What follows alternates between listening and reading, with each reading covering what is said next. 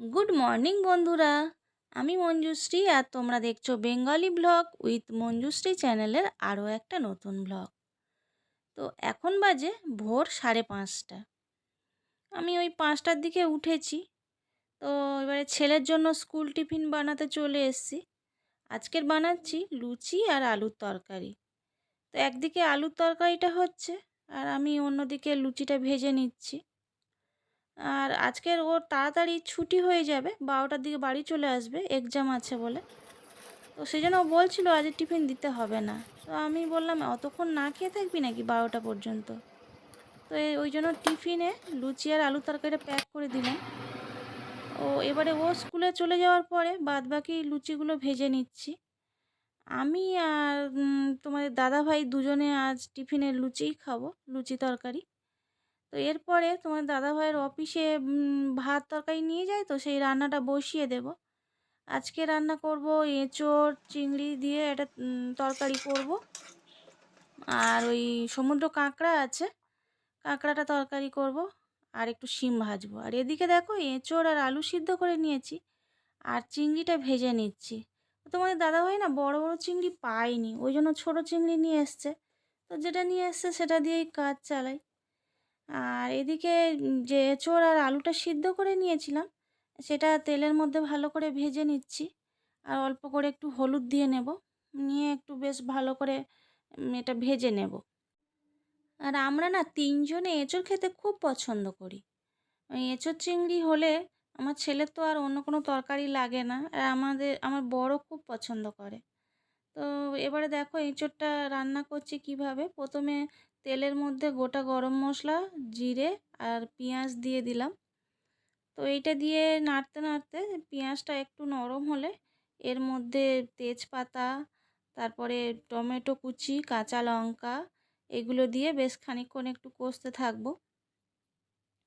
আর tomato একটু নরম হয়ে এলে এর মধ্যে দিয়ে দেব রসুন বাটা। ওই 1.5 চামচের মতো দিলাম রসুন বাটা।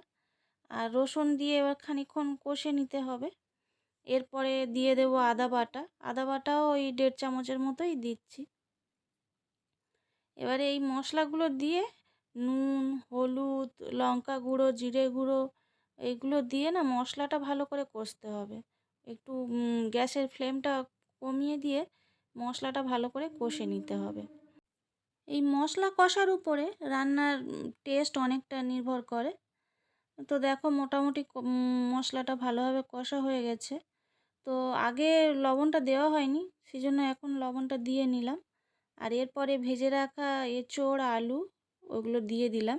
দিয়ে ওই মাংসর মতো করে না আস্তে আস্তে করে বেশ অনেকক্ষণ ধরে কষতে হবে। আর ভালোভাবে কষা হয়ে গেলে তারপরে জল দিয়ে দেবো।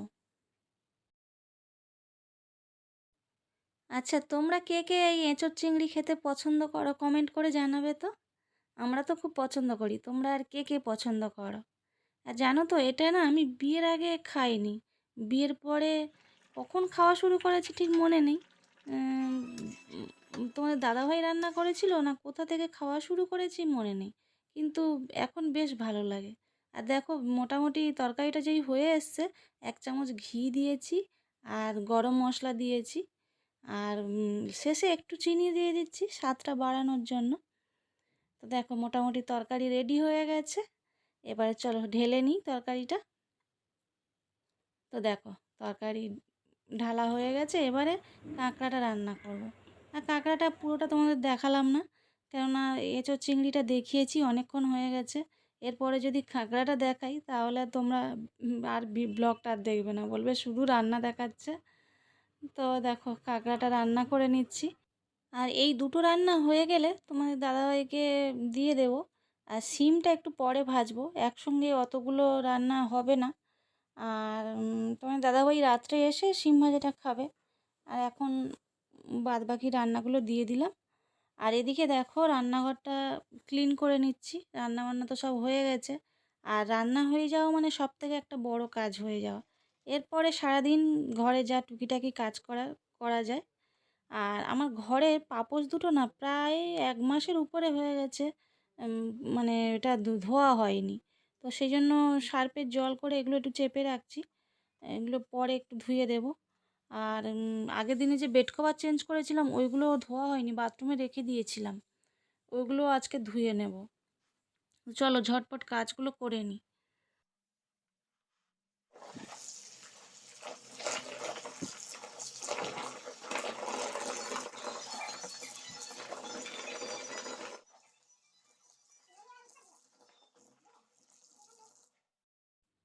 তো জামা কাপড়গুলো চেপে দিয়ে এখন একটু বেসিনটা ক্লিন করতে চলে এলাম।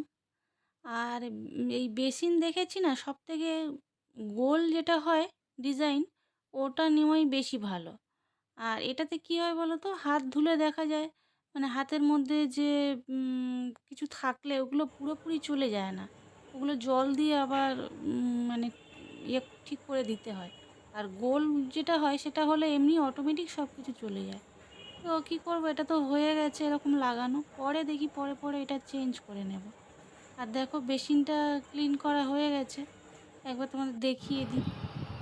তো এরপরে দেখো জামা কাপড়গুলো ধুয়ে চলে এলাম ছাদে মেলতে। আর আজকে খুব রোদ উঠেছে, এত চড়া রোদ উঠেছে, জামা কাপড়গুলো খুব তাড়াতাড়ি শুকিয়ে যাবে। আর জামা কাপড়গুলো দিয়ে এসে একটু টিফিন করে নিলাম, লুচি আর তরকারি করে নিয়ে একটু রেস্ট নিয়ে আর চলে এসেছি ফ্রিজটা ক্লিন করতে। আগের দিনে ডিম আনা হয়েছে, ডিমটা ধুয়ে রেখে দিয়েছিলাম। আর কিছু টুকটাক সবজিও আনা হয়েছে, সেগুলো এখনও রাখা হয়নি।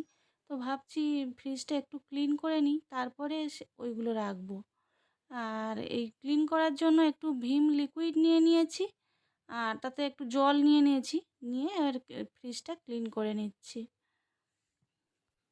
তো দেখো যদি সকাল সকাল ওঠো না, তাহলে দেখবে মানে মনটা খুব ফ্রেশ হয়ে যায়। এমনি যখন ঘুম থেকে উঠতে যাবে তখন যেন ঘুম ভাঙছে না, মানে এত তাড়াতাড়ি উঠবো, কিন্তু একবার যদি উঠে যাও না, এত ফ্রেশ লাগে, তখন কাজের এনার্জি আসে। আর এনার্জি থাকলেই দেখবে অটোমেটিক সব কাজগুলো খুব তাড়াতাড়ি হয়ে যাচ্ছে। আর গুছিয়ে করতে পারছো, তাড়াহুড়ো করার দরকার হয় না, মোটামুটি সব কিছু টাইম মতো হয়ে যায়। আর ঘরদোর পরিষ্কার থাকলে দেখবে মনটাও খুব ভালো থাকে, তাই না? তো সেই জন্য দেখবে তোমরা একটু ভোরে ওঠার চেষ্টা করবে, সংসারের কাজগুলো দেখবে ঠিকঠাক মতো হয়ে গেছে। হ্যাঁ, প্রতিদিন হয়তো সম্ভব হয় না, যেমন আমরা সানডে হলেই অনেক বেলায় উঠি, প্রতিদিন ভোরে ভোরে উঠে কাজ করা হয়। তো একদিন একটু রেস্ট নেওয়া হয়, আমাদেরও তো রেস্টের দরকার আছে, তাই না? তো ওই জন্য সানডেতে আমরা অনেক বেলা করে উঠি। আর না হলে প্রায় দিনই আর ছেলের স্কুল থাকে, ভোরবেলা উঠে যাই, আর বেশ ভালো পজিটিভ একটা এনার্জি ফিল হয় আর কি। তো দেখো মোটামুটি ফ্রিজটা আমার ক্লিন করা হয়ে গেছে। এবারে সবজিগুলো সব নিয়ে আসা হয়েছে, ওইগুলো রেখে দেব। আর ডিমগুলো ধুয়ে রেখে দিয়েছিলাম, ওইগুলোও রেখে দেব। তো চলো কাজগুলো করি। এখনকার দিনে প্রায় প্রত্যেক মানুষের অভ্যেস হয়ে গেছে মানে রাত জাগা, অনেক রাত করে ঘুমোনো। সে ঘুমোতে গিয়ে মোবাইল দেখাটা হচ্ছে সবথেকে বাজে রোগ। আর এটা দেখতে দেখতে কখন যে রাত হয়ে যায় তার ঠিক থাকে না। আর ওঠা হয় অনেক বেলা করে। কিন্তু আগে দেখতাম আমার মাদের ভোর 4টের সময় উঠে যেতে। আর আরও গ্রামের দিকে তো প্রচুর কাজ থাকে। এবার দেখি এই ধান চাল সিদ্ধ করার একটা ব্যাপার থাকে। তো তখন দেখতাম 4টের সময় উঠে মারা ওই ধান সিদ্ধ করছে। এবারে আমাদের ডেকে দিত, ওঠ, উঠে ভোরবেলা একটু পড়তে বস, ভোরের পড়াগুলো মনে থাকে। কিন্তু আমি তখন একদম ভোরে উঠতে পারতাম না। ওই যদি ডেকে দিত না, বসে বসে পড়বো কি, মানে ঝুঁকতাম শুধু। তখন মা বলতো, যা চলে যা, তোদের ভোরে উঠে পড়া হবে না। আমি সে রাত জেগে তখন পড়তাম ঠিক আছে, কিন্তু ভোরে উঠতে পারতাম না। আর তারপরে এই ছেলের স্কুল যখন থেকে শুরু হলো তখন থেকে ভোরে উঠতে উঠতে একটা অভ্যেস হয়ে গেছে। তো এইদিকে দেখো শশা এনেছিল, শশাগুলো না এখন খুব তিতো হচ্ছে, সেই জন্য আনতে বারণ করি, তাও এনেছিল। এই শশাগুলো ধুয়ে রেখে দিলাম।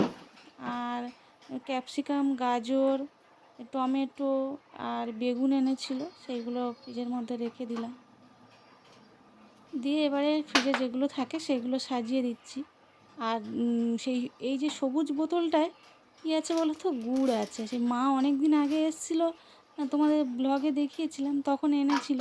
আর এমনি সময় থাকলে না একটা অনেক দিন থাকার পরে একটা গন্ধ হয়ে যায়, আর এটা না ফ্রিজে রেখেছি বলে কিচ্ছু হয়নি, জানো তো, একদম ভালো আছে। তো দেখো আমার ফ্রিজটা মোটামুটি গোছানো কমপ্লিট হয়ে গেছে। কাঁচা লঙ্কা, ধনেপাতা একটা কৌটোর মধ্যে রেখেছিলাম, ওটা রেখে দিলাম। আর একটা ডাব্বাতে একটু আচার আছে, ব্যাস। আর একটু আদা ফ্রিজে রেখে দিলাম। এই হলো আমার ফ্রিজটা মোটামুটি গোছানো কমপ্লিট। তো দেখে নাও। আর ডিপ ফ্রিজটা আজকে মুছলাম না, ভিতরে মাছ আছে। তো দেখো গোছানো হয়ে গেছে। সকালে কিন্তু আমার বেডগুলো সব ক্লিন করে নিয়েছিলাম, আর সেই ভিডিওগুলো করিইনি, মানে তোমাদের সেটা দেখানো হয়নি। কেননা প্রত্যেক দিন ওই বেডটা ঠিক করা, রুমটা ক্লিন করা একই দেখাবো, সেই জন্য আজকের ভিডিওটা করা হয়নি। তো বন্ধুরা, আমার আজকের এই ব্লগটা তোমাদের কেমন লাগলো, আর সেই সঙ্গে আমার বানানো এঁচোড় চিংড়ি রেসিপিটা তোমাদের কেমন লেগেছে তা অবশ্যই কমেন্ট করে জানাবে। তো আজকের ব্লগটা এখানেই শেষ করছি। তোমরা সবাই খুব ভালো থেকো, সুস্থ থেকো, সব সময় হাসি খুশি থেকো, আর সব সময় পজিটিভ থেকো। টাটা।